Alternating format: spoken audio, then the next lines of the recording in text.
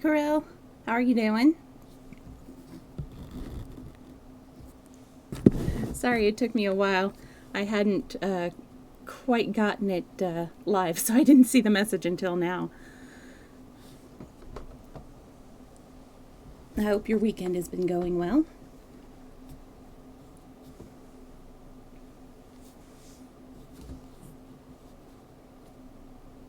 Has the weather gotten any better for you? Has it gotten any warmer? I know that it has been insanely cold and stormy in the central part of the U.S. Because I know that Texas is having a real issue, and then a lot of because we ship some of our shipments come from Nashville, so they're getting delayed a lot.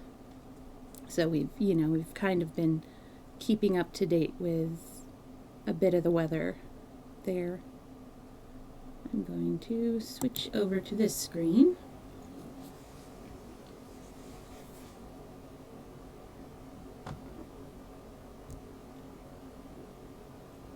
Oh, and totally, thank you so much for understanding about having to cancel a couple of the streams last week and this week, because wow, just when things happen at work, my word. But we're just about to. Yes, thank you. We just hired 3 new people earlier this month, and then it looks like we're about to hire 1 more new person who has a lot of retail experience, actually works retail in a store just down a couple of storefronts from us. So she knows how to work she knows, the whole downtown retail situation, has worked there, and she's very nice, and she comes in and gets a lot of books. So that's pretty sweet. But yeah, we just found out on Thursday, it was Thursday, that's right. My manager and I just found out on Thursday that the only other person who's been there longer than 2 years, she's moving in a couple of weeks. And so she does a lot of stuff too. So that's definitely going to be very hard to find somebody to fill her shoes. And my manager can do a lot of this stuff, but she already is doing way too many things herself. And I don't want her to overwork herself. But yeah, I hope that you are keeping warm and safe with all of, the inclement weather. Should we go ahead and get started? Well, I have definitely made it known that I do not want to be a manager, because I'm not a good person to be in charge of things. Although I wouldn't mind like a little extra pay. Yeah. Some people are great being in charge. Like my manager, she definitely knows how to handle all of that stuff. She knows what needs to be done. But I, on the other hand, not very good with, being the in charge. I'm usually pretty good with customers, though I do have problems with conflict. For the most part, we have amazing customers. Every once in a while, though, there is somebody who's very difficult to handle. It's definitely rare. I work in a unicorn job. We, for the most part, see just the best in people, but, no place is completely devoid of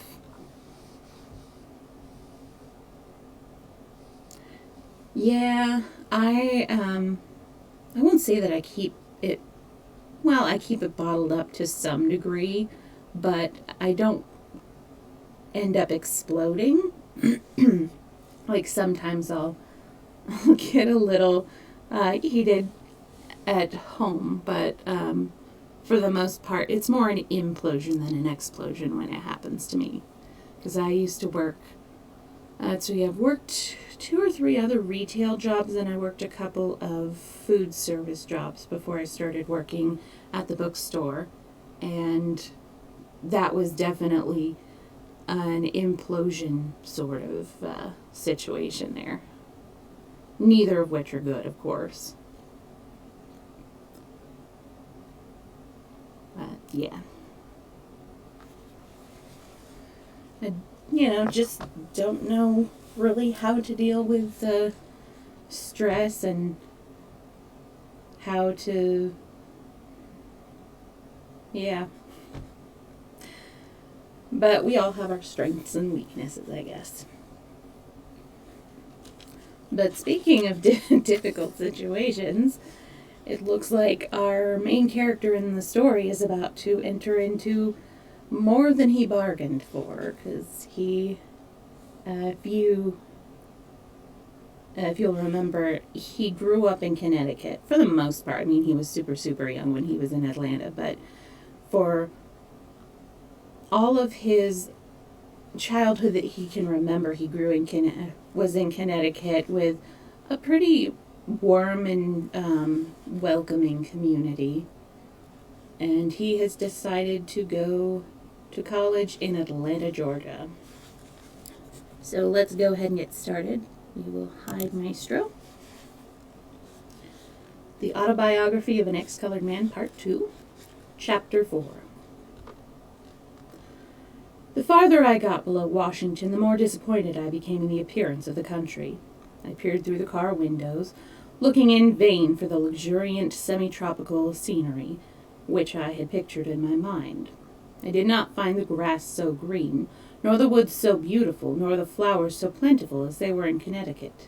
Instead, the red earth partly covered by rough, scrawny grass, the muddy, straggling roads, the cottages of unpainted pine boards, and the clay-daubed huts imparted a burnt-up impression.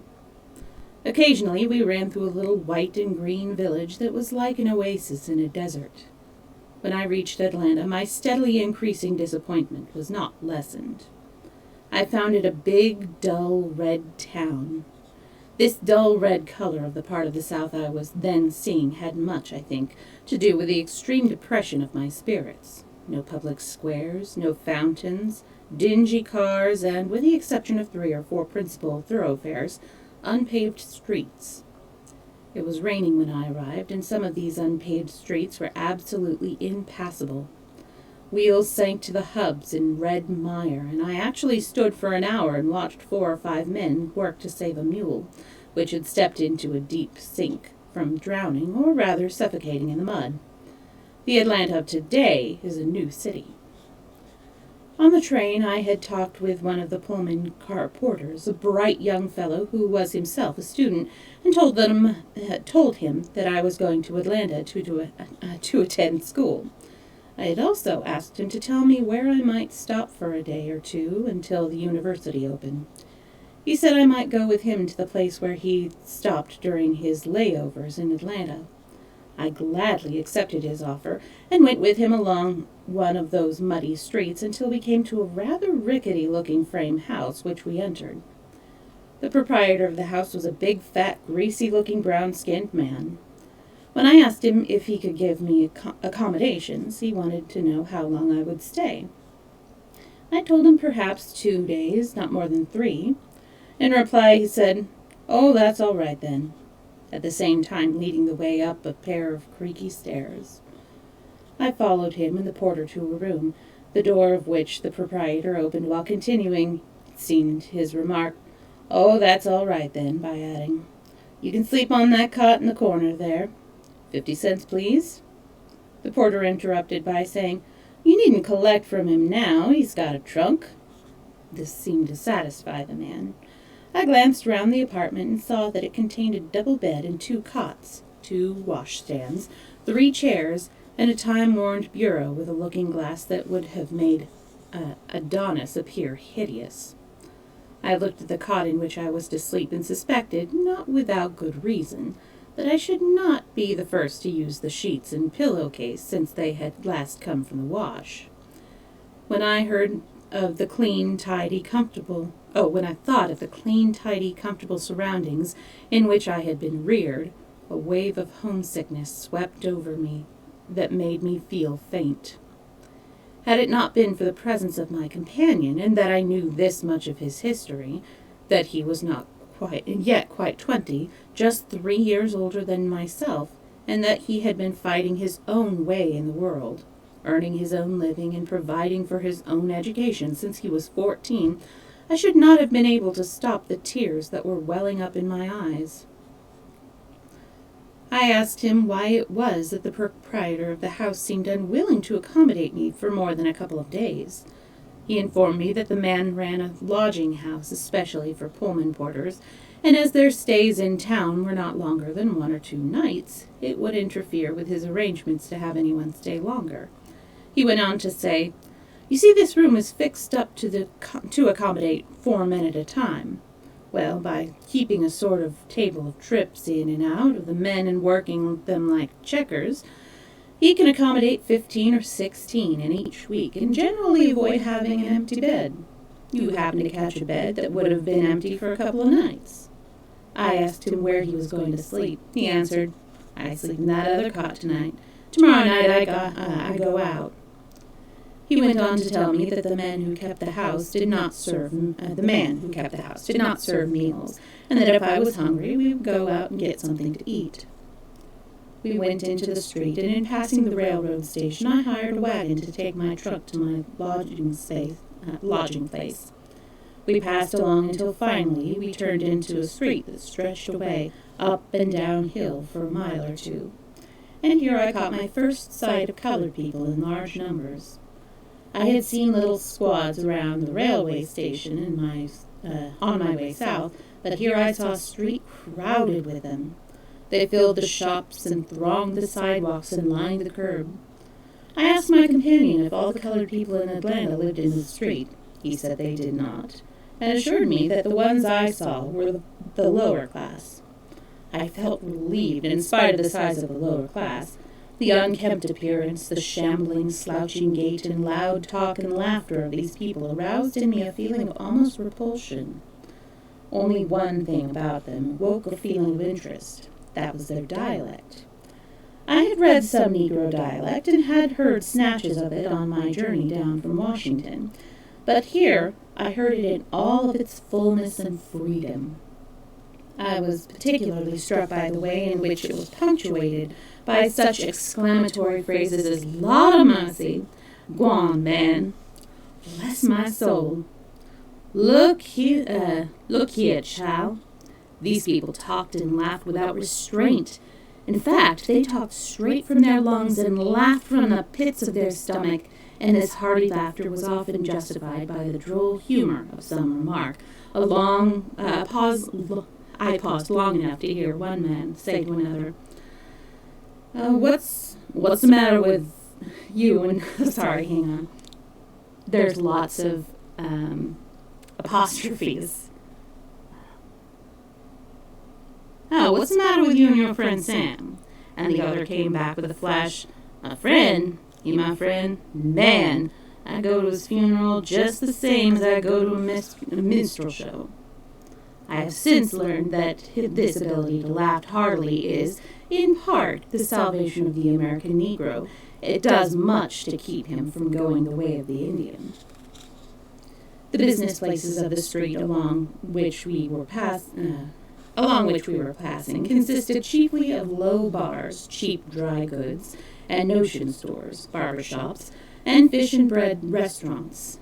We, at length, turned down a pair of stairs that led to a basement, and I found myself in an eating house, somewhat better than those I had seen in passing, but that did not mean much for its excellence. The place was smoky, the tables were covered with oilcloth, the floor covered with sawdust, and from the kitchen came a rancid odor of fish fried over several times, which almost nauseated me. I asked my companion if this were the place where we were to eat. He informed me that it was the best place in town where a colored man could get a meal. I then wanted to know why somebody didn't open a place where respectable colored people who had money could be accommodated. He answered, "It wouldn't pay. All the respectable colored people eat at home, and the few who travel generally have friends in town to which they go, who entertain them." He added, "Of course, you could go in any place in the city. They wouldn't know you from what." I sat down with the porter at one of the tables, but was not hungry enough to eat with any relish what was put before me. The food was not badly cooked, but the iron knives and forks needed to be scrubbed. The plates and dishes and glasses needed to be washed and well dried. I minced over what I took on my plate while my companion ate. When we finished, we paid the waiter 20 cents each and went out. We walked around until the lights of the city were lit. Then the porter said that he must go to bed and have some rest, as he had not had 6 hours sleep since he left Jersey City. I went back to our lodging house with him. When I woke in the morning, there were, beside my newfound friend, 2 other men in the room asleep in the double bed. I got up and dressed myself very quietly so as not to awaken anybody. I then drew from under the pillow my precious roll of greenbacks, took out a $10 bill, and very softly unlocked my trunk. Put the remainder, about $300, in the inside pocket of a coat near the bottom, glad of the opportunity to put it unobserved in a place of safety. When I had carefully locked my trunk, I tiptoed toward the door with the intention of going out to look for a decent restaurant where I might get something fit to eat. As I was easing the door open, my porter friend said with a yawn, "Hello, you going out?" I answered him, "Yes." "Oh," he yawned again, "I guess I've had enough sleep. Wait a minute, I'll go with you." For the instant, his friendship bored and embarrassed me. I had visions of another meal in the greasy restaurant of the day before. He must have divined my thoughts, for he went on to say, "I know a woman across town who takes a few boarders. I think we can go over there and get a good breakfast." With a feeling of mingled fears and doubts regarding what that breakfast might be, I waited until he addressed himself. When I saw the neat appearance of the cottage we entered, my fears vanished, and when I saw the woman who kept it, my doubts followed the same course.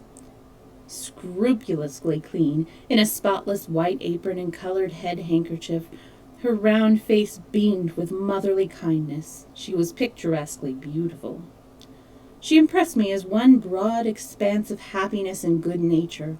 In a few minutes she was addressing me as "child" and "honey."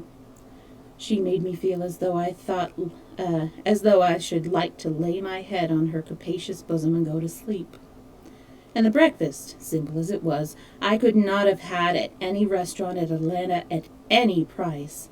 There was fried chicken, as it is fried only in the South, hominy boiled with to the consistency where it could be eaten with a fork, and biscuits so light and flaky that a fellow with any appetite at all would have no difficulty in disposing of 8 or 10.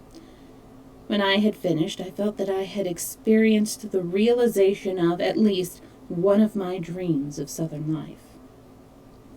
During the meal, we found out from our hostess, who had 2 boys in school, that Atlanta University opened on that very day. I had somehow mixed my dates. My friend, the porter, suggested that I go out to the university at once and offered to walk over and show me the way. We had to walk because, although the university was not more than 20 minutes' distance from the center of the city, there were no street cars running in that direction. My first sight of the school grounds made me feel that I was not far from home, where the red hills had been terraced and covered with green grass. Clean gravel walks, well shaded, led up to the buildings. Instead, it was a bit of New England transplanted. At the gate, my companion said he would bid me goodbye, because it was likely that he would not see me again before his car went out. He told me that he would make 2 more trips to Atlanta, and that he would come out and see me, that after his second trip he would leave the Pullman service for the winter and return to school in Nashville. We shook hands. I thanked him for all of his kindness, and we said goodbye. I walked up to a group of students and made some inquiries. They directed me to the president's office in the main building. The president gave me a cordial welcome. It was more than cordial.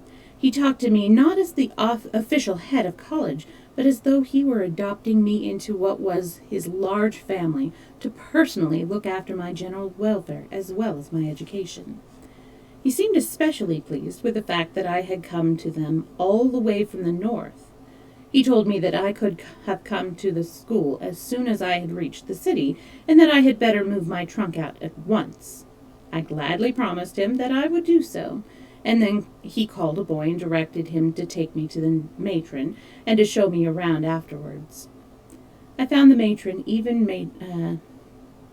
more motherly than the president was fatherly. She had me to register.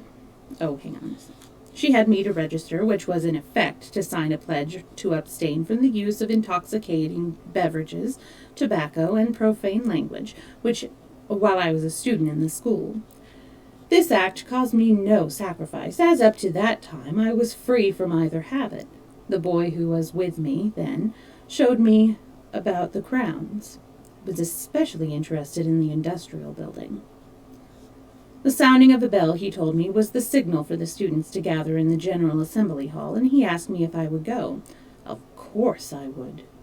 There were between 300 or 400 students, and perhaps all of the teachers gathered in the room.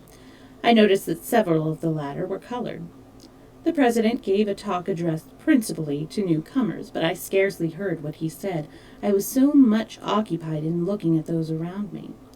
They were of all types and colors, the more intelligent types predominating. The colors ranged from jet black to pure white, with light hair and eyes. Among the girls especially, there were many so fair that it was difficult to believe that they had Negro blood in them. And too, I could not help but notice that many of the girls, particularly those of the delicate brown shades with black eyes and wavy dark hair, were decidedly pretty. Among the boys, many of the blackest were fine specimens of young manhood, tall, straight, and muscular, with magnificent heads. These were the kinds of boys who developed into the patriarchal uncle of the old slave regime. When I left the university, it was with the determination to get my trunk and move out to the school before night.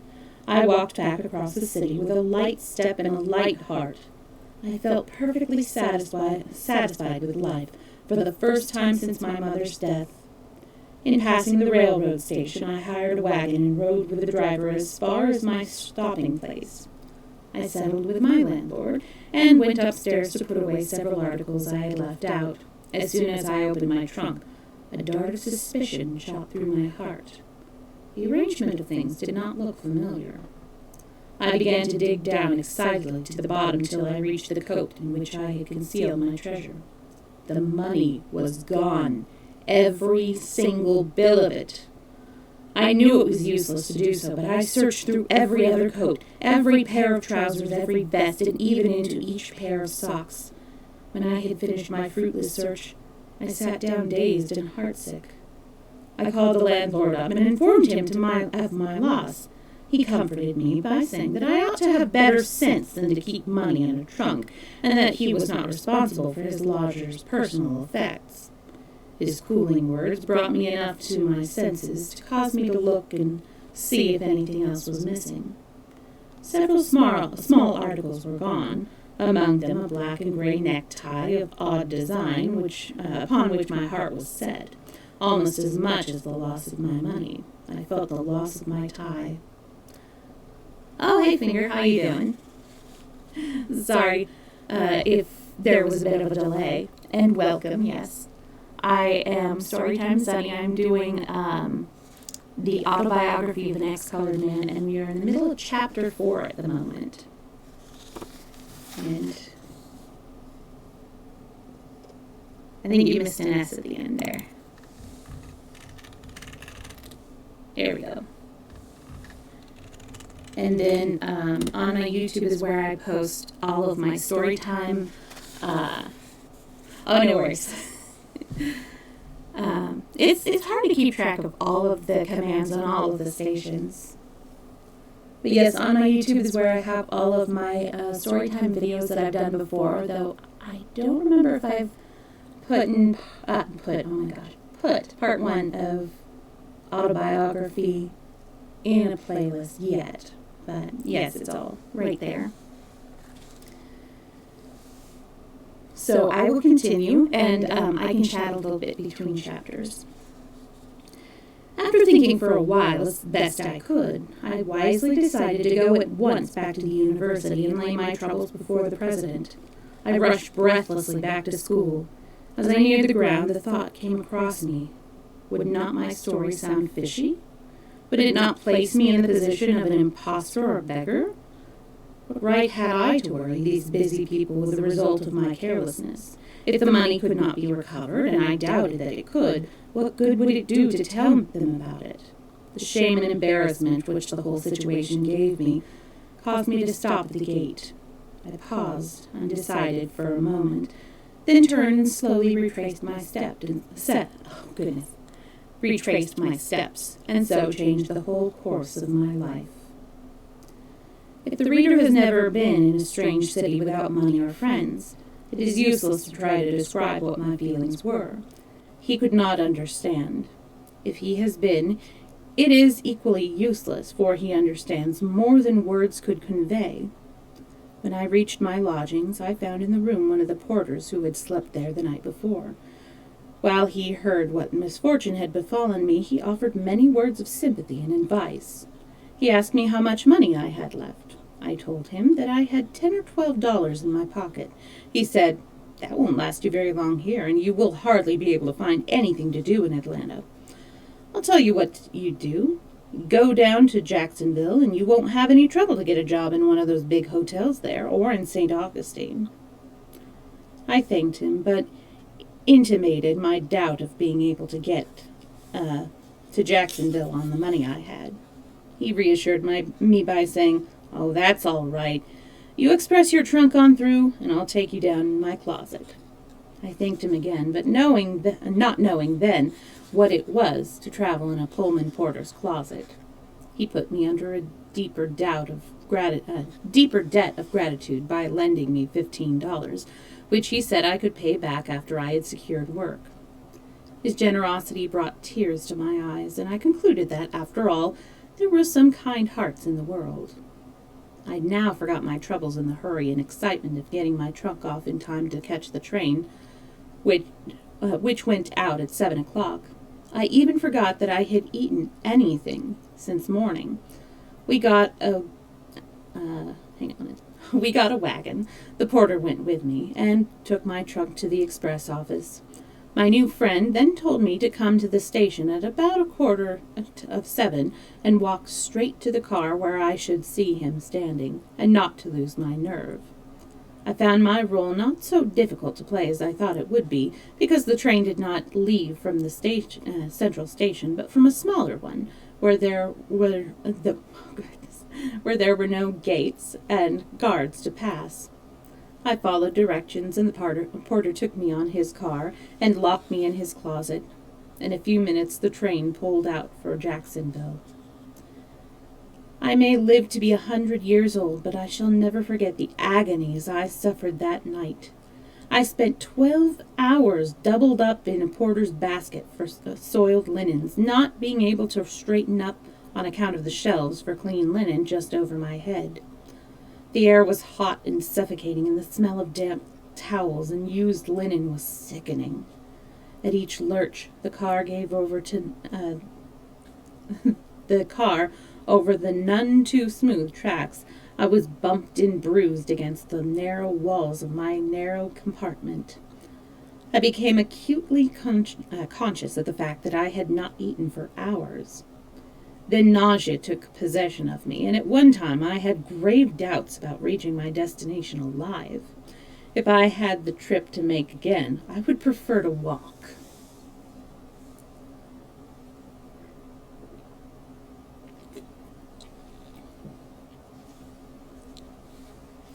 Chapter 5. The next morning I got out of the car at Jacksonville with a stiff and aching body. I determined to ask no more porters, not even my benefactor, about stopping places, so I found myself on the street not knowing where to go. I walked along listlessly until I met a colored man who had the appearance of a preacher. I asked him if he could direct me to a respectable boarding house for colored people. He said that if I walked along with him in the direction he was going, he would show me such a place. I turned and walked at his side. He proved to be a minister and asked me a great many direct questions about myself. I answered as many as I saw fit to answer. The others I evaded or ignored. At length, we stopped in front of the frame house, and my guide informed me that it was the place. A woman was standing in the doorway, and he called to her, saying that he had brought her a new boarder. I thanked him for his trouble, and after he had urged upon me to attend church while I was in the city, he went on his way. I went in and found the house neat and not uncomfortable. The parlor was furnished with cane-bottomed chairs, each of which was adorned with white crocheted tidy. The mantel over the fireplace had a white crocheted cover. A marble-topped center table held a lamp, a photograph album, and several trinkets, each of which was set upon a white crocheted mat. There was a cotton organ in a corner of the room, and I noted that the lamp racks upon it were covered with white crocheted mats. There was a matting on the floor, but a white crocheted carpet would not have been out of keeping. I made arrangements with the landlady for my board and lodging. The amount was, I think, $3.50 a week. She was a rather fine-looking, stout,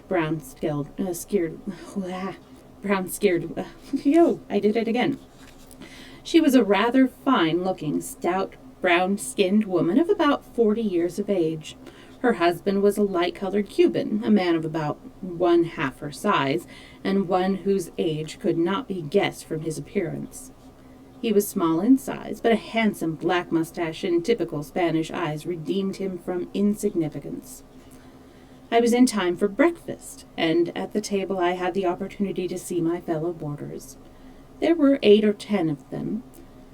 2, as I afterwards learned, were colored Americans. All of them were cigar makers and worked in one of the large factories. Cigar making is the one trade in which the color line is not drawn. The conversation was carried on entirely in Spanish, and my ignorance of the language subjected me more to alarm than embarrassment. I had never heard such uproarious conversations, everybody talking at once, loud exclamations, rolling carambas, menacing gesticulations with knives, forks, and spoons. I looked every moment for the clash of blows. One man was emphasizing his remark by flourishing a cup in his hand, seemingly forgetful of the fact that it was nearly full of hot coffee. He ended up emptying it over what was, relatively, the only quiet man at the table excepting myself, bringing from him a volley of language which made the others appear dumb by comparison. I soon learned that in all of this clatter of voices and table utensils they were discussing purely ordinary affairs, arguing about mere trifles, and that not the least ill feeling was aroused. It was not long before I enjoyed the spirited chatter and badinage of the table as much as I did my meals, and the meals were not bad. I spent the afternoon in looking around the town. The streets were sandy, but were well shaded by fine oak trees and far preferable to the clay roads of Atlanta. One or two public squares of the green grass and trees gave the city a touch of freshness. That night after supper, I spoke to my landlady and her husband about my intentions. They told me that the big winter hotels would not open within 2 months. It can easily be imagined what effect this news had on me. I spoke to them frankly about my financial condition and related the main fact of my misfortune in Atlanta. I modestly mentioned my ability to teach music and asked if there was any likelihood of my being able to get some scholars. My landlady suggested that I speak to the preacher who had shown me her house. She felt sure that through his influence, I should be able to get up a class in piano. She added, however, that the colored people were poor, and that the general price for music lessons was about 25 cents. I noticed that the thought of my teaching white pupils did not even remotely enter her mind. None of this information made my prospects look much brighter. The husband, who up to this time had allowed the woman to do most of the talking, gave me the first bit of tangible hope. He said that he could get me a job as a stripper in the factory where he worked, and that if I succeeded in getting some music pupils, I could teach a couple of them every night, and so make a living within something better turned up. He went on to say that it would not be a bad thing for me to stay at the factory and learn my trade as a cigar maker, and impressed on me that for a young man knocking about the country, a trade was a handy thing to have. I determined to accept his offer and thanked him heartily. In fact, I became enthusiastic, not only because I saw a way out of my financial troubles, but also because I was eager and curious over the new experience I was about to enter. I wanted to know all about the cigar-making business. This narrowed the conversation down to the husband and myself, so the wife went in and left us talking. He was what is called a regalia workman, and earned from $35 to $40 a week. He generally worked a $60 job. That is, he made cigars for which he was paid at the rate of $60 per 1,000. It was impossible for me to make 1,000 in a week because he had to look very carefully and slowly. He had to work very carefully and slowly. Each cigar was made entirely by hand. Each piece of filler and each wrapper had to be selected with care. He was able to make a bundle of 100 cigars in a day, not one of which could be told from the others by any difference in size or shape, or even by any appreciable difference in weight. This was the acme of artistic skill in cigar making. Workmen of this class were rare, never more than 3 or 4 of them in one factory, and it was never necessary for them to remain out of work. There were men who made 200, 300, or 400 cigars of the cheaper grades in a day. They had to be very fast in order to make decent week's wages. Cigar making was a rather independent trade. The men went to work when they pleased and knocked off when they felt like doing so. As a class, the workmen were careless and improvident. Some very rapid makers would not work more than 3 or 4 days out of the week. And there were others who never showed up at the factory on Mondays. Strippers were the boys who pulled the long stems from the tobacco leaves. After they had served at that work for a certain time, they were given tables as apprentices. All of this was interesting to me, and we drifted along in conversation until my companion struck the subject nearest my heart, the independence of Cuba. Oh, nearest his heart, not my heart. He was an exile from the island and a prominent member of the Jacksonville junta. Every week sums of money were collected from juntas all over the country. His money went to buy arms and ammunition for the insurgents. As the man sat there nervously smoking his long green cigar and telling me of the Gomezes, both the white one and the black one, of Maceo and Bandera, he grew positively eloquent. He also showed that he was a man of considerable education and reading. He spoke English excellently, and frequently surprised me by using words one would hardly expect from a foreigner. The first one of this class of words he employed almost shocked me, and I never forget it, was ramify. We sat on the piazza until after 10 o'clock. When we arose to go into bed, it was with the understanding that I should start in the factory on the next day. I began work the next morning, seated at a barrel with another boy, who showed me how to strip the stems from the leaves, to smooth out each half-leaf, and to put the rights together in one pile and the lefts together in another pile on the edge of the barrel. My fingers, strong and sensitive from their long training, were well adapted to this kind of work, and within 2 weeks I was accounted the fastest stripper in the factory.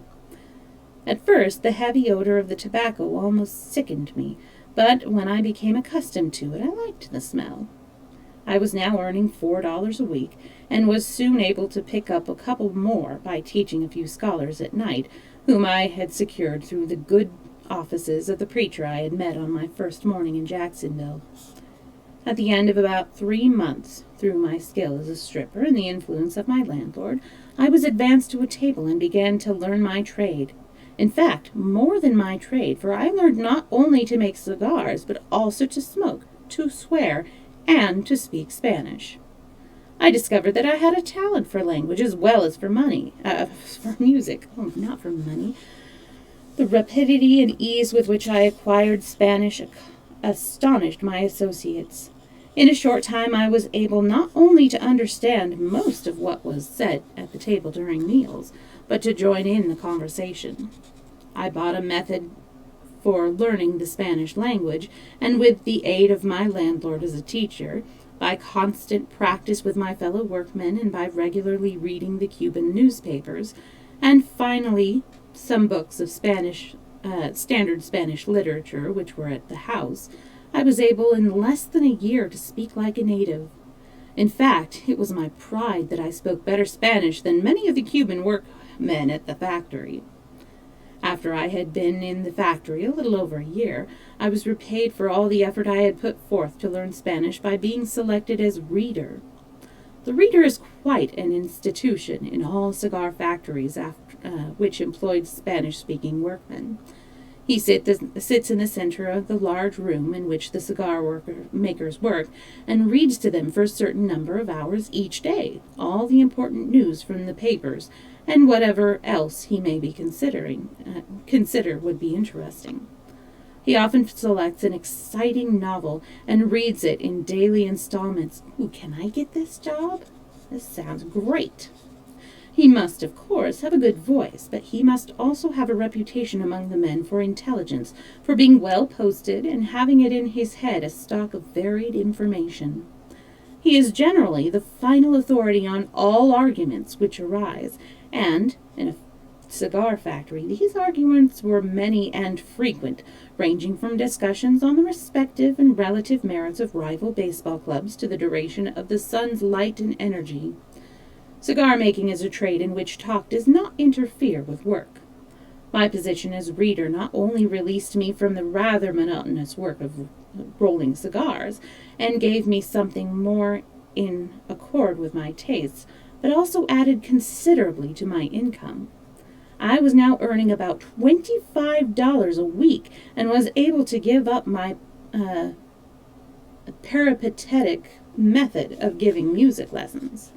I hired a piano and taught only those who could arrange to take their lessons where I lived. I finally gave up teaching entirely, as what I made scarcely paid for my time and trouble.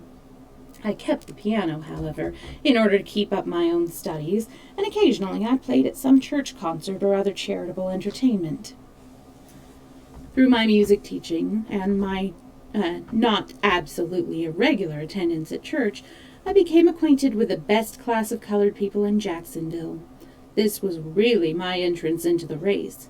It was my initiation into what I have termed the Freemasonry of the race. I had formulated a theory of what it was to be colored. Now I was getting the practice. The novelty of my position caused me to observe and consider things which, I think, entirely escaped the young men I associated with, or at least were so commonplace to them as not to attract their attention. And of many of the impressions which came to me, then I have realized the full import only within the past few weeks, since I have had a broader knowledge of men in history, and a fuller comprehension of the tremendous struggle which is going on between the races in the South. It is a struggle, for though the black man fights passively, he nevertheless fights. And his passive resistance is more effective at present than active resistance could possibly be. He bears the fury of the storm, as does the willow tree. It is a struggle, for though the white man of the South may be too proud to admit it, he is nevertheless using in the contest his best energies. He is devoting to it the greatest part of his thought and much of his endeavor. The South today stands panting and almost breathless from its exertions. And how the scene of the struggle has shifted. The battle was first waged over the right of the Negro to be classed as a human being with a soul. Later, as to whether he had sufficient intellect to master even the rudiments of learning, and today it is being fought out over his social recognition. I said somewhere in the early part of this narrative that because the colored men looked at everything through the prism of his relationship to society as a colored man, and because most of his mental efforts ran through the narrow channel bounded by his rights and his wrongs, it was to be wondered at that he has progressed so broadly as he has. The same thing may be said of the white man of the South. Most of his mental efforts run through one narrow channel. His life as a man and a citizen, many of his financial activities, and all of his political activities are impassably limited by the ever-present Negro question. I am sure it would be safe to wager that no group of Southern white men could get together and talk for 60 minutes without bringing up the race question. If a Northern white man happened to be in the group, the time would be safely cut to 30 minutes. In this respect, I consider the condition of the whites more to be deplored than that of the blacks.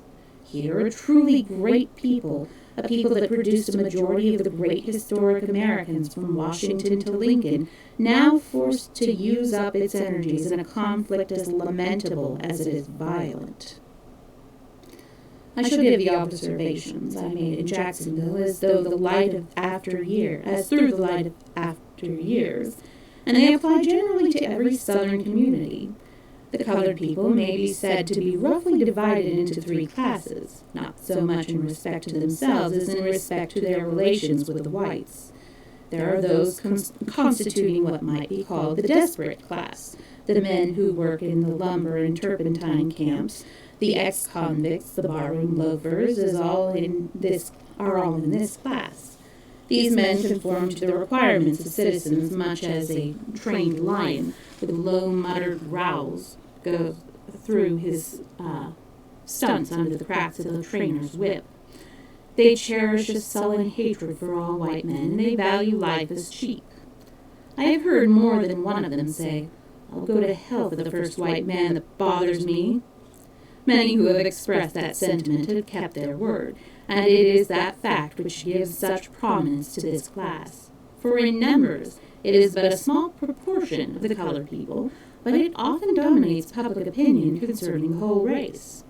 Happily, this class represents the black people of the South far below their normal physical and moral condition, but in its increase lies the possibility of grave dangers. I am sure there is no more urgent work before the white South, not only for its present happiness, but its future safety, than the decreasing of this class of blacks. And it is not at all a hopeless class, for these men are but the creatures of condition as much so as the slum and criminal elements of all the great cities of the world are creatures of conditions. Decreasing their number by shooting and burning them off will not be sufficient, for these men are truly desperate, and thoughts of death, however terrible, have little effect in determining them from acts the result of hatred or degeneracy. This class of blacks hate everything covered by a white skin, and in return they are loathed by the whites. The whites regard them just about as a man would a vicious mule, a thing to be worked, driven, and beaten, and killed for kicking. The second class, as regards the relations between blacks and whites, comprises the servants, the washerwomen, the waiters, the cooks, the coachmen, and all who are connected with the whites by domestic service. These may be generally characterized as simple, kind-hearted, and faithful, not over-fine in their moral deductions, but intensely religious and relatively such matters can be judged only relatively, about as honest and wholesome in their lives as any other grade of society. Any white person is good who treats them kindly, and they love them for that kindness. In return, the white people with whom they have,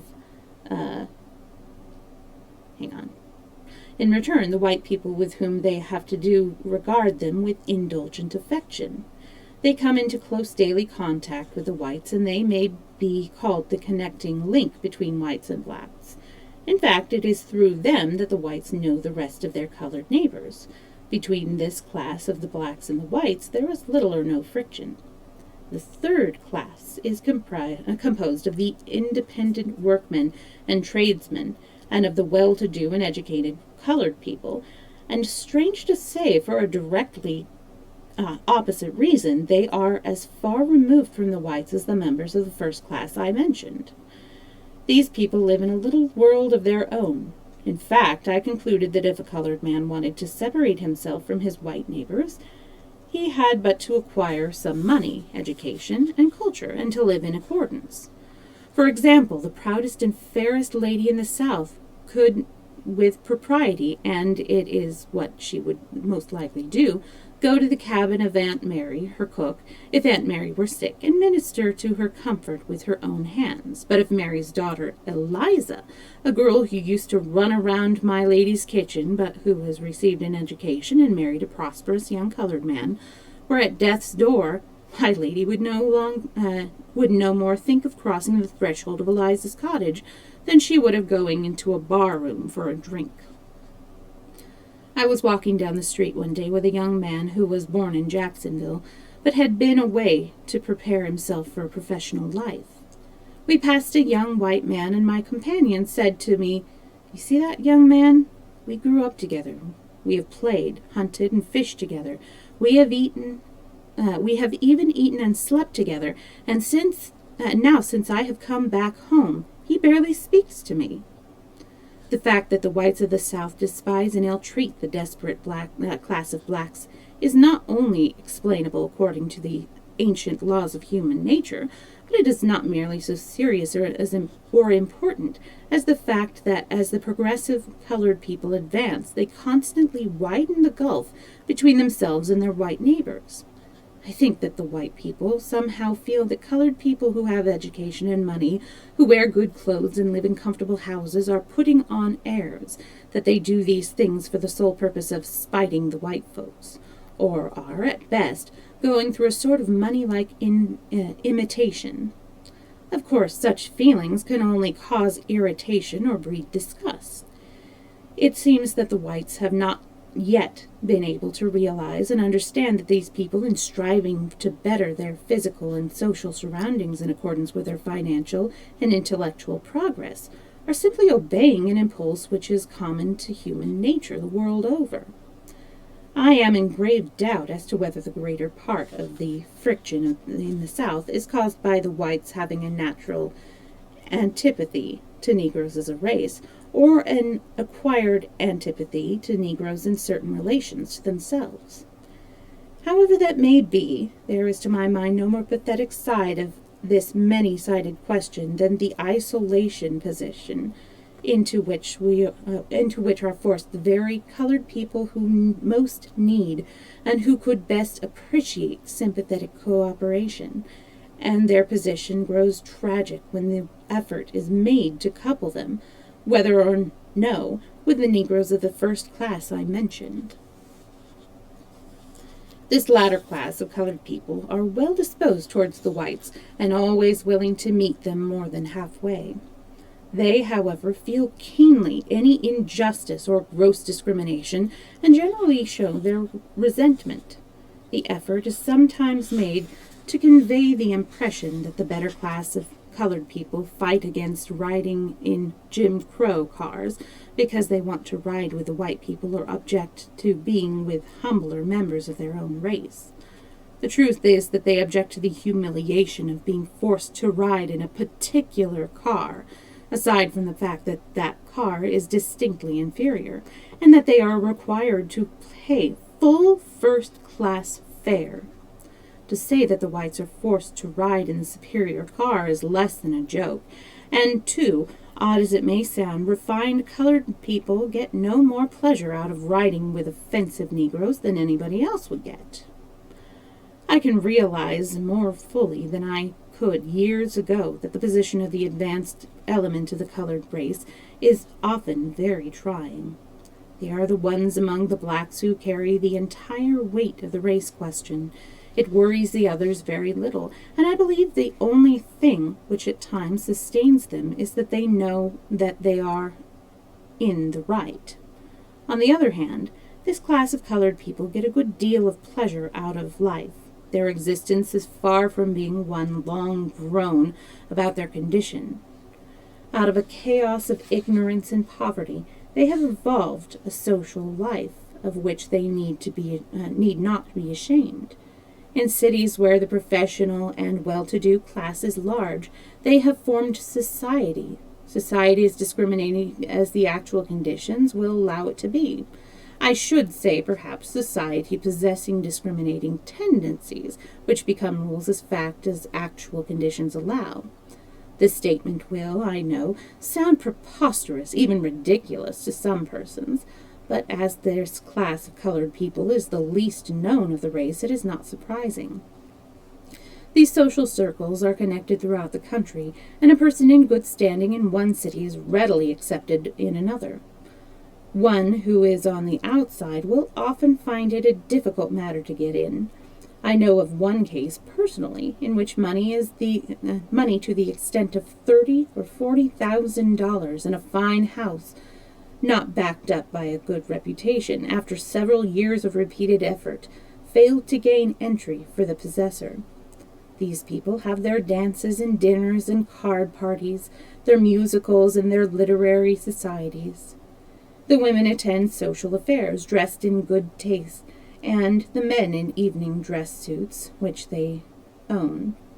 And the reader will make a mistake to confound their entertainments with the bellman's balls and whitewashers' picnics and limekiln clubs with which the humorous press of the country illustrates colored society. It is spelled Culludsassiety. Jacksonville, when I was there, was a small town, and the number of educated and well-to-do colored people was few, so this society phase of life did not equal what I have since seen in Boston, Washington, Richmond, and Nashville, and it is upon that I have more recently seen in these cities that I have made the observations just above. However, there were many comfortable and pleasant homes in Jacksonville to which I was often invited. I belonged to the literary society at which we generally discussed the race question and attended all of the church festivals and other charitable entertainments. In this way I passed 3 years, which were not at all the least enjoyable of my life. In fact, my joy took such an exuberant turn that I fell in love with a young school teacher and began to have dreams of matrimonial bliss. But another turn in the course of my life brought these dreams to an end. I do not wish to mislead my readers into thinking that I led a life in Jacksonville which would make copy as the hero of a Sunday school library book. I was a hail fellow, well met with all of the workmen at the factory, most of whom knew little and cared less about social distinctions. From their example, I learned to be careless about money, and for that reason I constantly postponed and finally abandoned returning to Atlanta University. It seemed impossible for me to save as much as $200. Several of the men at the factory were my intimate friends, and I frequently joined them in their pleasures. During the summer months, we went almost every Monday on an excursion to a seaside resort called Pablo Beach. These excursions were always crowded. There was a dancing pavilion, a great deal of drinking, and generally a fight or two to add to the excitement. I also contracted the cigar-maker's habit of riding around in a hack on Sunday afternoons. I sometimes went with my cigar-making friends to public balls that were given to a large hall in one of the main streets. I learned to take a drink occasionally and paid for quite a number that my friends took, but strong liquors never appealed to my appetite. I drank them only when the company I was in required it, and suffered for it afterwards. On the whole, though I was a bit wild, I can remember that I ever did anything I can't remember that I ever did anything disgraceful, or, as the usual standard for young men goes, anything to forfeit my claim to respectability. At one of the first public balls I attended, I saw the Pullman car porter, who had so kindly assisted me in getting to Jacksonville. I went immediately to one of my factory friends and borrowed $15 with which to repay the loan my benefactor had made. After I had given him the money and was thanking him, I noticed that he wore what was at least an exact duplicate of my lamented black and gray tie. It was somewhat worn, but distinct enough for me to trace the same odd design which had first attracted my eye. This was enough to arouse my strongest suspicions, but whether it was sufficient for the law to take cognizance of it, I did not consider. My astonishment and the ironical humor of the situation drove everything else out of my mind. These balls were attended by a great variety of people. They were generally given by the waiters of one of the big hotels, and were often patronized by a number of hotel guests who came to see the sights.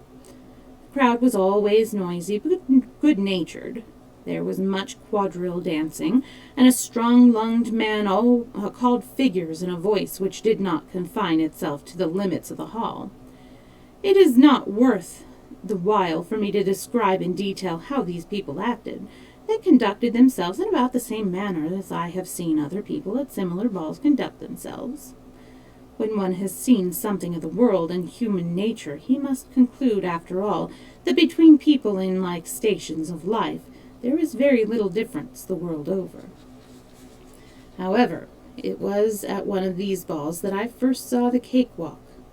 There was a contest for a gold watch to be awarded to the hotel head waiter, receiving the greatest number of votes. There was some dancing while the votes were being counted. Then the floor was cleared for the cakewalk. A half-dozen guests from some of the hotels took seats on the stage to act as judges, and 12 or 14 couples began to walk for sure enough highly decorated cake, which was in plain evidence. The spectators crowded about the space reserved for the contests and watched them with interest and excitement. The couples did not walk around in a circle, but in a square, with the men on the inside. The fine points to be considered were the bearings of the men, the precision with which they turned the corner, the grace of the women, and the ease with which they swung around the pivots. The men walked with stately and soldierly step, the women with considerable grace. The judges arrived at their decision by a process of elimination. The music and the walk continued for some minutes. Then both were stopped while the judges conferred. When the walk began again, several couples were left out. In this way, the contest was finally narrowed down to 3 or 4 couples. Then the excitement became intense. There was much partisan cheering as one couple or another could execute a turn in extra elegant style. When the cake was finally awarded, the spectators were about evenly divided between those who cheered the winners and those who muttered about the unfairness of the judges. This was the cakewalk in its original form, and it is what the colored performers on the theatrical stage developed into the prancing movements now known all over the world, and which some Parisian critics pronounced the acme of poetic motion. There are a great many colored people who are ashamed of the cakewalk, but I think that they ought to be proud of it. It is my opinion that the colored people of this country have done 4 things which refute the oft-advanced theory that they are an absolutely inferior race, which demonstrate that they have originality and artistic conception, and, what is more, the power of creating that which can influence and appeal universally. The first 2 of these are the Uncle Remus stories, collected by Joel Chandler Harris, and the Jubilee songs, to which the Fisk singers made the public and the skilled musicians of both America and Europe listen. The other two are ragtime music and the cakewalk. No one who has traveled can question the world-conquering influence of ragtime, and I do not think it would be an exaggeration to say that in Europe, the United States is popularly known better by ragtime than by anything else it has produced in a generation. In Paris, they call it American music. The newspapers have already told how the practice of intricate cakewalk steps has taken up the time of European royalty and nobility. These are lower forms of art. They give evidence of a power that will someday be applied to the higher forms. In this measure, at least, and aside from the number of prominent individuals the colored people of the United States have produced, the race has been a world influence, and all of the Indians between Alaska and Patagonia haven't done as much. Just when I was beginning to look upon Jacksonville as my permanent home, and was beginning to plan about marrying the young school teacher, raising a family, and working in a cigar factory, the rest of my life, for some reason which I do not now remember, the factory at which I worked was indefinitely shut down. Some of the men got work in other factories in town. Some decided to go to Key West and Tampa. Others made up their minds to go to New York for work, and all at once a desire took like a fever seized me to go see the North again, and I cast my lot with those bound for New York.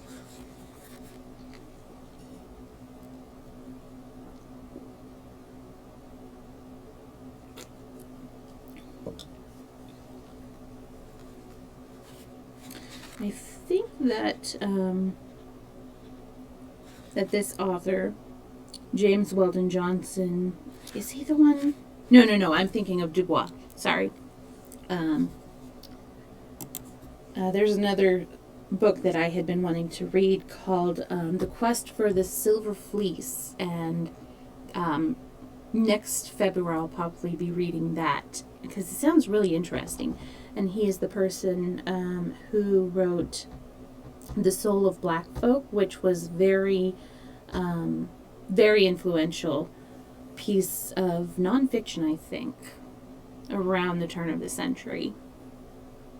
So I'm interested to read his fiction, his novel. So, anyways, yes, we are continuing. Chapter 6. We steamed up into New York Harbor late one afternoon in spring. The last efforts of the sun were being put forth in turning the waters of the bay to glistening gold. The green islands on either side, in spite of their warlike mountings, looked calm and peaceful. The buildings of the town shone out in a reflected light which gave the city an air of enchantment. And truly, it is an enchanted spot. New York City is the most fatally fascinating thing in America. She sits like a great witch at the gate of the country, showing her alluring white face and hiding her crooked hands and feet under the folds of her wide garments, constantly enticing thousands from far within, and tempting those who come from across the seas to go no farther. And all these become the victims of her caprice. Some she at once crushes beneath her cruel feet. Others she condemns to a fate like that of galley slaves. A few she favors and fondles, riding them high on the bubbles of fortune. Then, with a sudden breath, she blows the bubbles out and laughs mockingly as she watches them fall. Twice I had passed through it, but this was really my first visit to New York, and as I walked about that evening, I began to feel the dread power of the city. Crowds, the lights, the excitement, the gaiety, and all its subtler stimulating influences began to take effect upon me. My blood ran quicker, and I felt that I was just beginning to live. To some natures, the stimulant of life in a great city becomes a thing as binding and necessary as opium is to one addicted to the habit. It becomes their breath of life. They cannot exist outside of it. Rather than be deprived of it, they are content to suffer hunger, want, pain, and misery, They would not exchange even a ragged and wretched condition among the great crowd for any degree of comfort away from it. As soon as we landed, 4 of us went directly to a lodging house in 27th Street, just west of 6th Avenue. The house was run by a short, stout, hang on a second. Yeah, he has written it, so I will say it in respect, even though I don't like the word. The house was run by a short, stout mulatto man who was exceedingly talkative and inquisitive. In 15 minutes, he not only knew the history of the past life of each one of us, but had a clearer idea of what we intended to do in the future than we ourselves. He sought this information so much that with an air of being very particular as to whom he admitted into his house, that we tremblingly answered every question that he asked. When we had become located, we went out and got supper, then walked around until about 10 o'clock. At that hour we met a couple of young fellows who lived in New York and were known to one of the members of the party. It was suggested we go to a certain place which was known by the proprietor's name. We turned into one of these cross streets and mounted the stoop of the house in about the middle of the block between 6th and 7th Avenues. One of the young men whom we had met rang a bell, and a man on the inside cracked the door a couple of inches, then opened it and let us in. We found ourselves in the hallway of what had once been a residence. The front parlor had been converted into a bar, and half a dozen or so of well-dressed men were in the room. We went in, and after a general introduction, had several rounds of beer. In the back parlor, a crowd was sitting and standing around the walls of the road, around the walls of the room, watching an exciting and noisy game of pool. I walked back and joined the crowd to watch the game, and principally to get away from the drinking party. The game was really interesting, the players being quite expert, and the excitement was heightened by the bets which were being made on the result. At times, the antics and remarks of both players and spectators were amusing.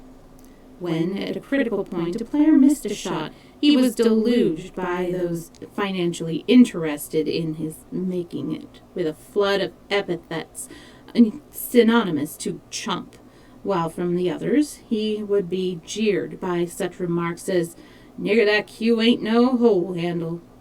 I noticed that among this class of colored men the word nigger was freely used in about the same sense as the word fellow, and sometimes as a term of almost endearment, but I soon learned that its use was positively and absolutely prohibited to white men. I stood watching this pool game until I was called by my friends, who were still in the ballroom, to go upstairs. On the second floor there were 2 large rooms. From the hall I looked into the one on the front. There was a large round table in the center, at which 5 or 6 men were seated playing poker. The air and conduct here were greatly in contrast to what I had just seen in the pool room. These men were evidently the aristocrats of the place. They were well, perhaps a bit flashily dressed, and spoke in low, modulated voices, frequently using the word gentleman. In fact, they seemed to be practicing a sort of Chesterfieldian politeness towards each other. I was watching these men with a great deal of interest and some degree of admiration when I was again called by the members of our party, and I followed them on to the back room. There was a doorkeeper at this room, and we were admitted only after inspection. When we got inside, I saw a crowd of men of all ages and kinds grouped about an old billiard table, regarding some of whom, and supposing them to be white, I made no mistake. At first I did not know what these men were doing. They were using terms that were strange to me. I could hear only a confusion of voices exclaiming, "Shoot the 2! Shoot the 4! Fate me! Fate me! Ooh, I've got you fated! 25 cents, he don't turn!" This was the ancient and terribly fascinating game of dice, popularly known as craps. I myself had played pool in Jacksonville. It is a favorite game among cigar makers, and I had seen others playing cards, but here was something new. I edged my way into the table and stood between one of my newfound New York friends and a tall, slender black fellow who was making side bets while the dice were all at the other end of the table. My companion explained to me the principles of the game, and they were so simple that they hardly need to be explained twice. The dice came round the table until they reached the man on the other side of the tall black fellow. He lost, and the latter said, "Give me the bones." He threw $1 on the table and said, "Shoot the dollar." His style of play was so strenuous that he had to be allowed plenty of room. He shook the dice high above his head, and each time he threw them on the table he emitted a grunt such as a man gives when they are putting forth physical exertion with a rhythmic regularity. He frequently whirled completely around on his heels, throwing the dice the entire length of the table and talking to them as though they were trained animals. He appealed to them and shouted sing-song phrases. "Come, dice," he would say. "Little Phoebe, little Joe, way down yonder in the cornfield." Whether these mystic incantations were efficacious or not, I could not say, but at any rate his luck was great, and he had what gamblers term nerve. "Shoot the dollar, shoot the 2, shoot the 4, shoot the 8, came his lips as quickly as the dice turned to his advantage. My companion asked me if I had ever played. I told him no. He said that I ought to try my luck, that everybody won at first. The tall man at my side was waving his arms in the air, exclaiming, "Shoot the 16! Shoot the 16! Fate me!" Whether it was my companion's suggestion or some latent daredevil strain in my blood, which suddenly sprang into activity, I do not know, but with a thrill of excitement which went through my whole body, I threw a $20 bill on the table and said in a trembling voice, "I fate you." I could feel that I had gained the attention and respect of everybody in the room. Every eye was fixed on me, and the widespread question, "Who is he?" went around. This was gratifying to a certain sense of vanity, of which I have never been able to rid myself, and I felt that it was worth the money even if I lost. The tall man, with a whirl on his heels and a double grunt, threw the dice. 4 was the number which turned up. This was considered a hard point to make.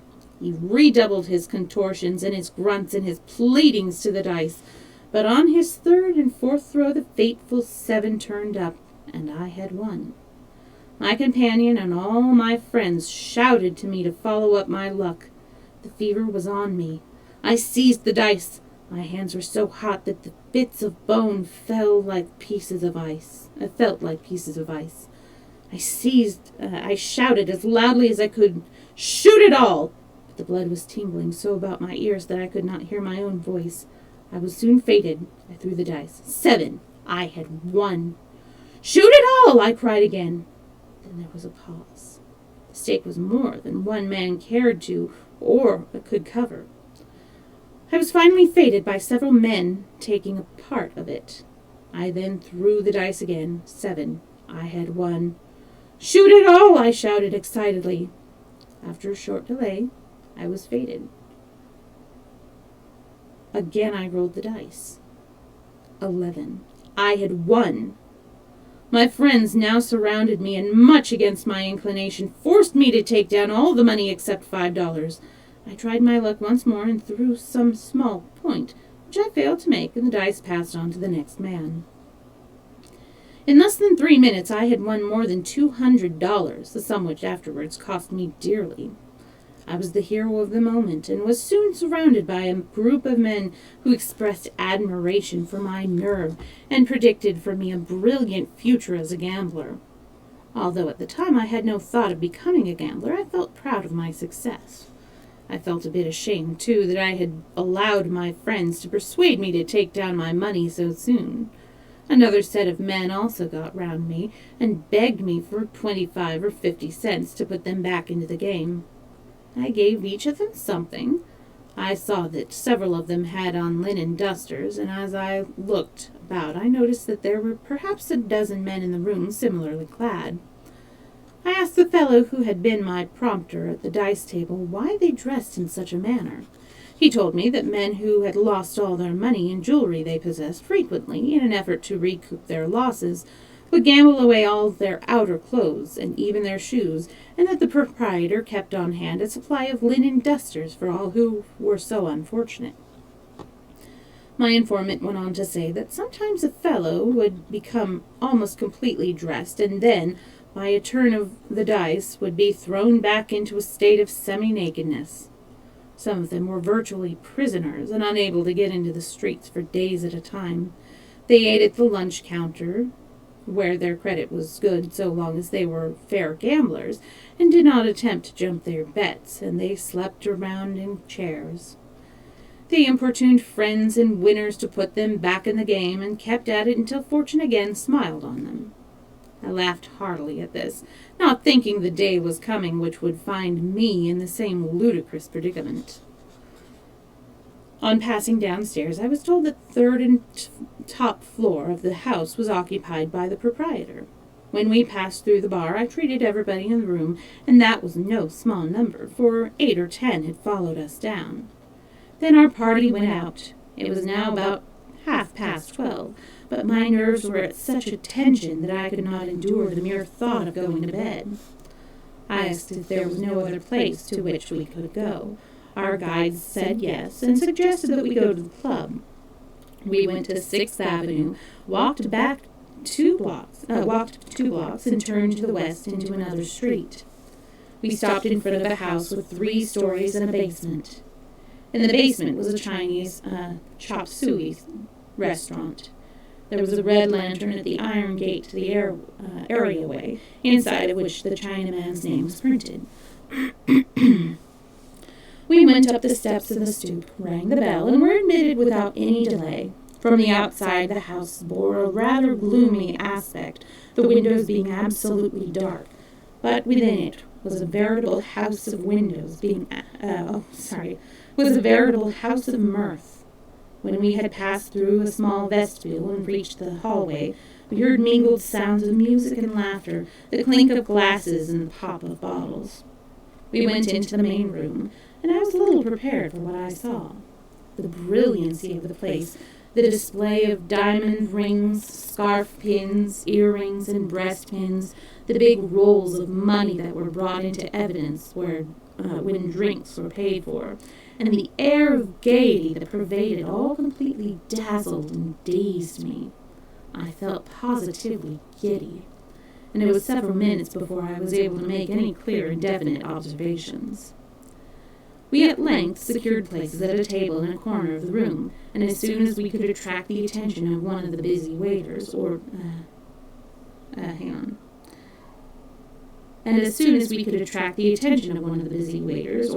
a round of drinks. When I had somewhat collected my senses, I realized that in a large back room into which the main room opened, there was a young fellow singing a song, accompanied on the piano by a short, thick-set, dark man. Between each verse he did some dance step which brought forth great applause and a shower of small coins at his feet. After the singer had responded to a rousing encore, the stout man at the piano began to run his fingers up and down the keyboard. This he did in a manner which indicated that he was a master of a good deal of technique. Then he began to play, and such playing! I stopped talking to listen. It was music of a kind I had never heard before. It was music that demanded physical response, patting of the feet, drumming of the fingers, or nodding of the head in time with the beat. The barbaric harmonies, the audacious resolutions, often consisting of an abrupt jump from one key to another, the intricate rhythms into which the accents fell in the most unexpected places, but in which the beat was never lost, produced the most curious effect.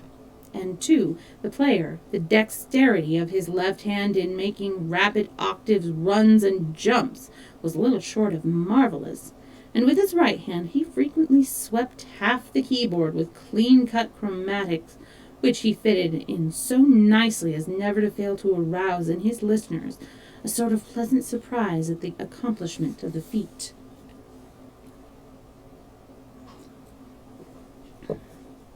This was ragtime music, then a novelty in New York, and just growing to a rage, which has not yet subsided. It was originated in the questionable resorts about Memphis and St. Louis by Negro piano players who knew no more of the theory of music than they did of the theory of the universe, but were guided by natural musical instinct and talent. It made its way to Chicago, where it was popular some time before it reached New York. These players often improvised crude and at times vulgar words to fit the melodies. This was the beginning of the ragtime song. Several of these improvisations were taken down by white men, the words lightly altered, and published under the names of the arrangers. They sprang into immediate popularity and earned small fortunes, of which the Negro originators got only a few dollars. But I have learned that since that time a number of colored men of not only musical talent but training are writing out their own melodies and words and reaping the rewards of their work. I have learned also that they have a large number of white imitators and adulterators. American musicians, instead of investigating ragtime, attempt to ignore it or dismiss it with a contemptuous word. But that has always been the course of scholasticism in every branch of art. Whatever new thing the people like is pooh-poohed. Whatever is popular is spoken of as not worth the while. The fact is, nothing great or enduring, especially in music, has ever sprung full-fledged and unprecedented from the brain of any master. The best that he has given to the world he gathered from the hearts of the people and runs it through the alembic of his genius. In spite of the bans which musicians and music teachers have placed upon it, the people will demand and enjoy ragtime. One thing cannot be denied. It is music which possesses at least one strong element of greatness. It appeals universally. Not only the Americans, but the English, the French, and even the German people find delight in it. In fact, there is not a corner of the civilized world in which it is not known, and this proves its originality. For if it were an imitation, the people of Europe somehow, or anyhow, would not have found it a novelty. Anyone who doubts that there is a peculiar heel-tickling, smile-provoking, joy-awakening charm in ragtime needs only to hear a skillful performer play the genuine article to be convinced. I believe that it was its place as well as the music which draws from us sighs and tears. I became so interested in both the music and the player that I left the table where I was sitting and made my way through the hall into the back room where I could see as well as hear. I talked to the piano player between the musical numbers and found out that he was just a natural musician, never having taken a lesson in his life. Not only could he play almost anything he heard, but could accompany singers in songs he had never heard. He had by ear alone composed some pieces, several of which he played over for me. Each of them was properly proportioned and balanced. I began to wonder what this man with such a lavish natural endowment would have done had he been trained. Perhaps he wouldn't have done anything at all. He might have become, at best, a mediocre imitator of the great masters in which they have already done to a finish, or one of the modern innovators who strive after originality by seeing how cleverly they can dodge about through the rules of harmony, and at the same time avoid melody. It is certain that he would not have been so delightful as he was in ragtime. I sat by watching and listening to this man until I was dragged away by my friends. The place was now almost deserted, only a few stragglers hung on, and they were all the worse for drink. My friends were well up in their class. We passed into the street. The lamps were pale against the sky. Day was just breaking. We went home and got into bed. I fell into a fitful sort of sleep with ragtime music ringing continually in my ear.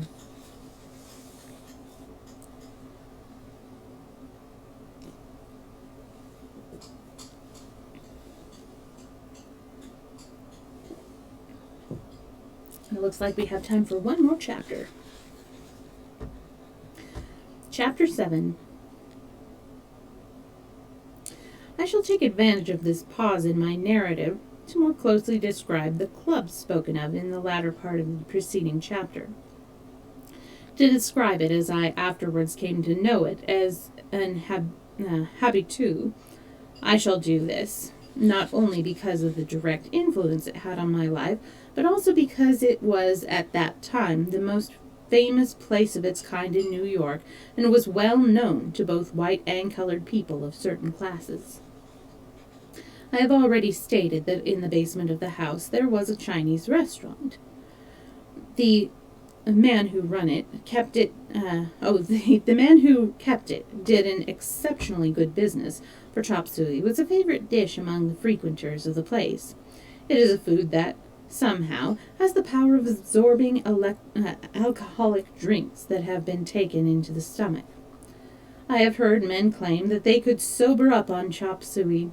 Perhaps that accounted, in some degree, for its popularity. On the main floor there were 2 large rooms, a parlor about 30 feet in length, and a large square back room into which the parlor opened.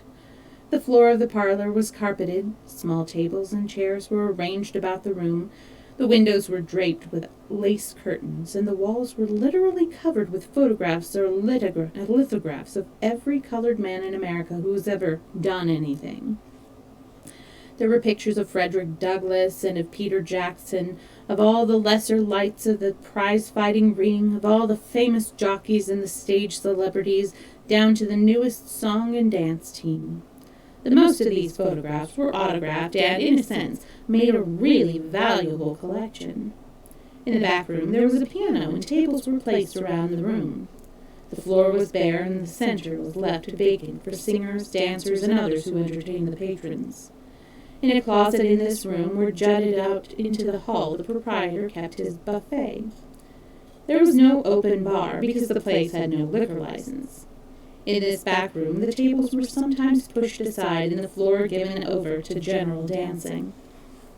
The front room on the next floor was a sort of private party room. A black room on the same floor contained no furniture, and was devoted to the use of new and ambitious performers.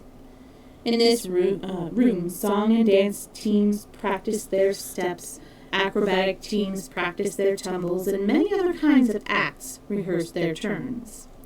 The other rooms of the house were used as sleeping apartments. No gambling was allowed, and the conduct of the place was surprisingly orderly. It was, in short, a center of colored bohemians and sports. Here the great prize fighters were wont to come, the famous jockeys, the noted minstrels whose names and faces were familiar on every billboard in the country, and these drew a multitude of those who loved to dwell in the shadows of greatness. There were then no organizations giving performances of such order as were now given by several colored companies. That was because no manager could imagine that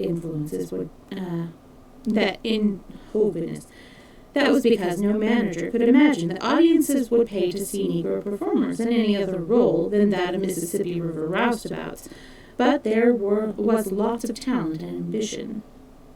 I often heard the younger and brighter men discussing the time when they would compel the public to recognize that they could do something more than grin and cut pigeon wings. Sometimes one or two of the visiting stage professionals, after being sufficiently urged, would go into the back room and take the places of the regular amateur entertainers. But they were very sparing with these favors, and the patrons regarded them as special treats. There was one man, a minstrel, who, whenever he responded to a request to do something, never essayed anything below a reading from Shakespeare. How well he read I do not know, but he greatly impressed me, and I can, at least, say that he had a voice which strangely stirred those who heard it. Here was a man who made people laugh at the size of his mouth, while he carried in his heart burning ambition to be a tragedian. Sure, a tragedian. And so, after all, he did play a part in tragedy. These notables of the ring, the turf, and the stage, drew to the place crowds of admirers, both white and colored. Whenever one of them came in, there was awe-inspired whispers from those who knew him by sight, in which they entertained those around them as to his identity, and hinted darkly at their great intimacy with the noted one. Those who were on terms of approach immediately showed their privilege over others less fortunate by gathering round their divinity. I was at first among those who dwelt in darkness. Most of these celebrities I had never heard of. This made me an object of pity among many of my new associates. I, however, soon learned to fake a knowledge for the benefit of those who were greener than I, and finally I became personally acquainted with the majority of the famous personages who came to the club. A great deal of money was spent here. So many of the patrons were men who earned large sums. I remember one night a dapper little brown-skinned fellow was pointed out to me, and I was told that he was the most popular jockey of the day, and that he had earned $12,000 a year. This latter statement I couldn't doubt, for with my own eyes I saw him spending about that rate. For his friends and those who were introduced to him, he bought nothing but wine. In the sporting circle, wine means champagne, and paid for it at $5 a quart. He sent a quart to every table in the place with his compliments, and on the table at which he and his party were seated, there were more than a dozen bottles.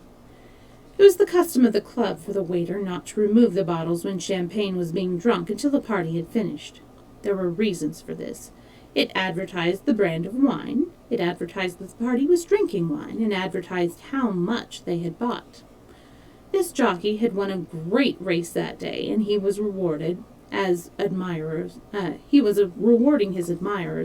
for the homage they paid him, all of which he accepted with a fine air of condescension. Besides the people I have just been describing, here was at the place almost every night one or two parties of white people, men and women, who were out sightseeing or slumming. They generally came in cabs. Some of them would stay only for a few minutes, while others sometimes stayed until morning.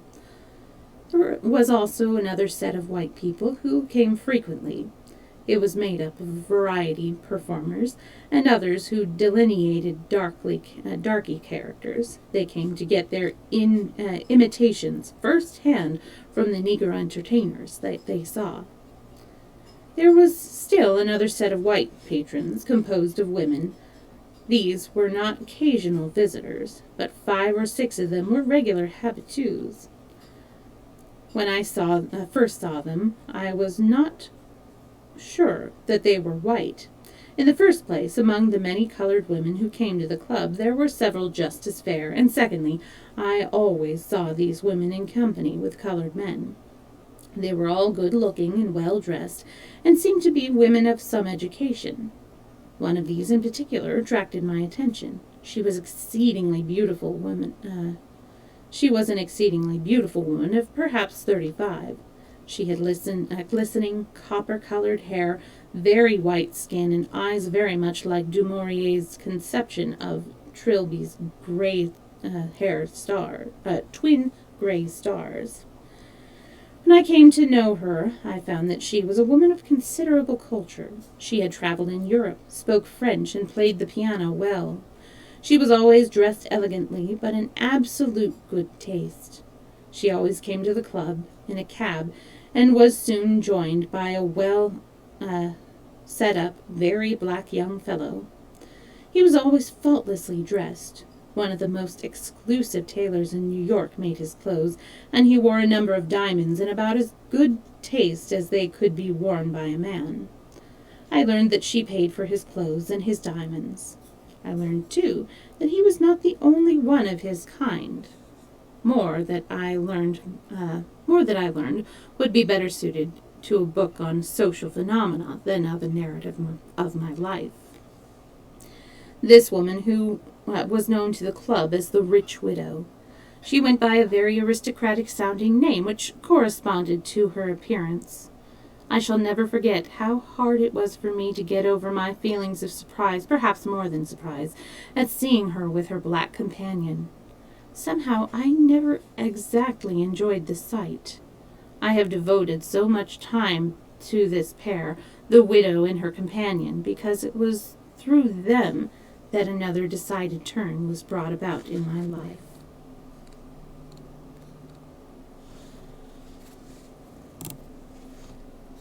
All right, even though we have 20 minutes left of the allotted time, the next chapter is very long, and that seems like a good stopping point for right now.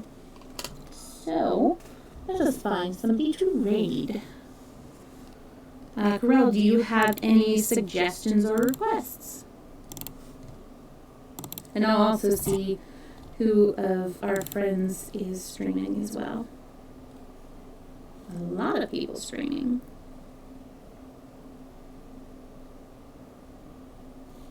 Let's see, Shiny is streaming. We've got Queer God is streaming. Allie Mac. Gypsy Daisy. Goonhammer. Okay, we are reading Goonhammer.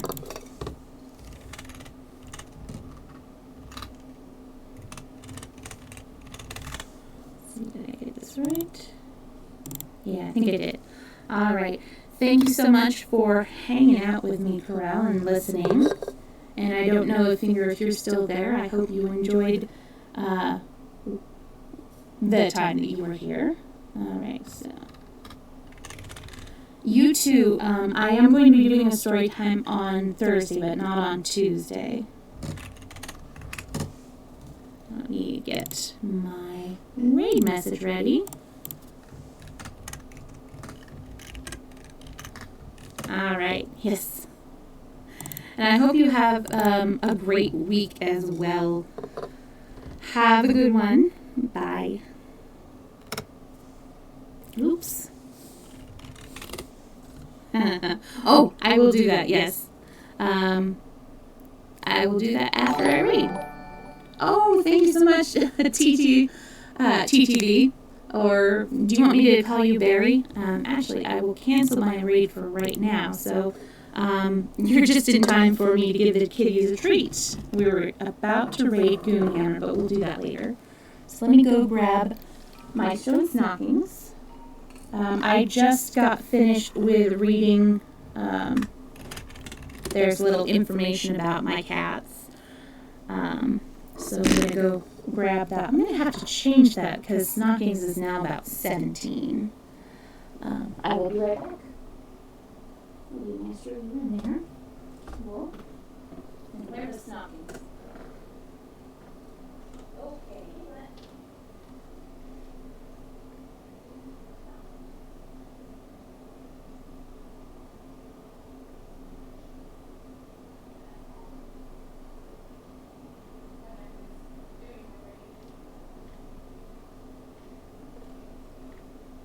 Alright, I have returned the kitties.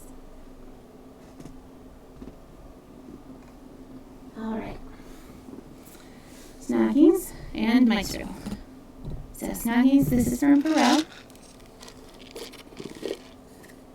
Maestro, are you awake? Raid. We're almost there. Snockings, right there. Maestro, here, wake up. Are you asleep? Are you awake? Yeah, come here. There you go. That's not for you, Snockings. You had yours. You get a little bit of ASMR before we do that. This is from Corel. Alright, now let's start our raid again. Oops. It would help if I spelled oops again. Alright, there we go. And then,